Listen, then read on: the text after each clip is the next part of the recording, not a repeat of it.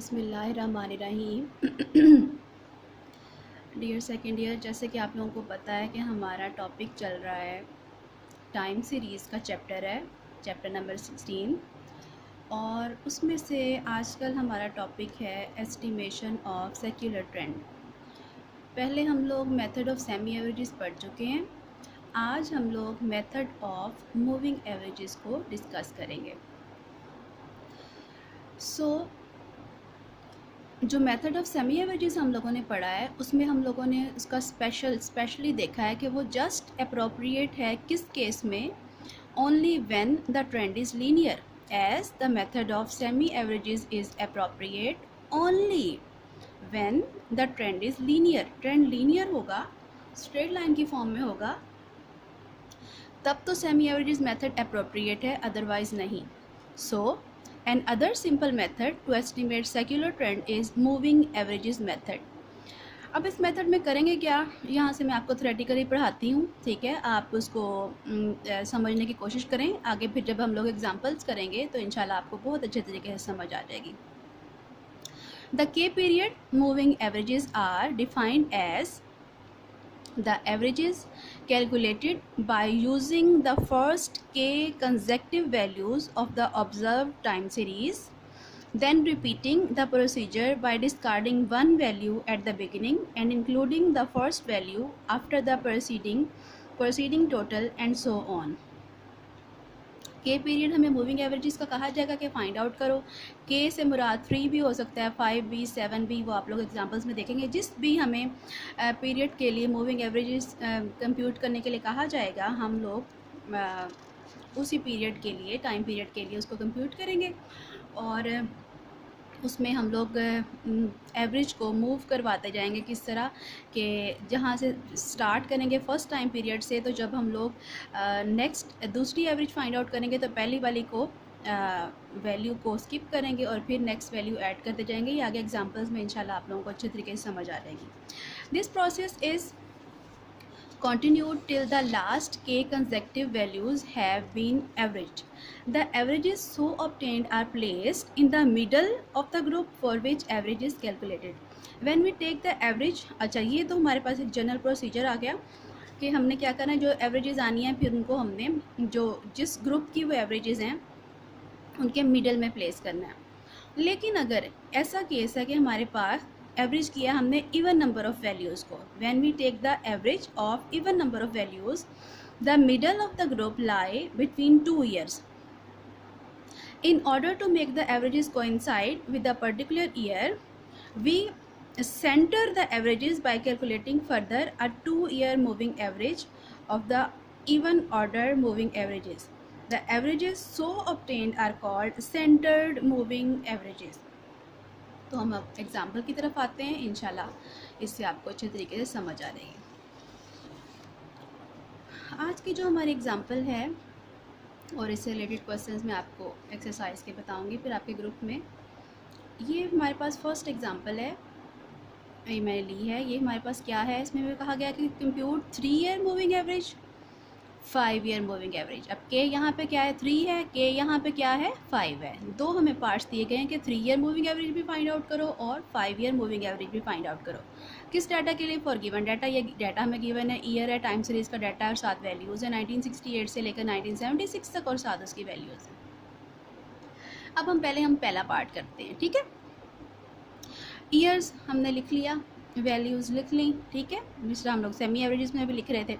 अब moving average है हमारे पास 3 year की, तो 3 year हैं, तो सबसे पहले हम लोगों ने जो स्टार्ट के 3 years है ना, पहला, दूसरा, तीसरा, जो भी हमारे पास गिवन 3 years हैं, फर्स्ट 3 years, उनकी फर्स्ट 3 जो हमारे पास टाइम सीरीज़ की ऑब्जर्व वैल्यूज़ हैं वो लेनी है और उनकी एवरेज फाइंड आउट करनी है। पहली 3 वैल्यूज़ की एवरेज फाइंड आउट करनी है, 2 + 4 + 6 डिवाइडेड बाय 3, ठीक है, और ये हमारे पास आ जाएगी 4। अब जैसा कि मेथड का नाम है मूविंग एवरेजेस, ये मूव करेगी आगे, स्टेप आगे लेके जाएगी, ठीक है। अब क्या होगा, जब ये मूव करेगी आगे को तो ये इसको छोड़ देगी पहली वैल्यू को, और 4 और 6 तो था, अब 2 को छोड़ देगी, तीसरी वैल्यू वो कौन सी इंक्लूड कर लेगी, 8 इंक्लूड कर लेगी, ठीक है। अब नेक्स्ट जो है एवरेज वो हमारी कहाँ से स्टार्ट होगी, 4, ये देखें नेक्स्ट पे हमारे पास 4 + 6 + 8 डिवाइडेड बाय 3, ठीक है।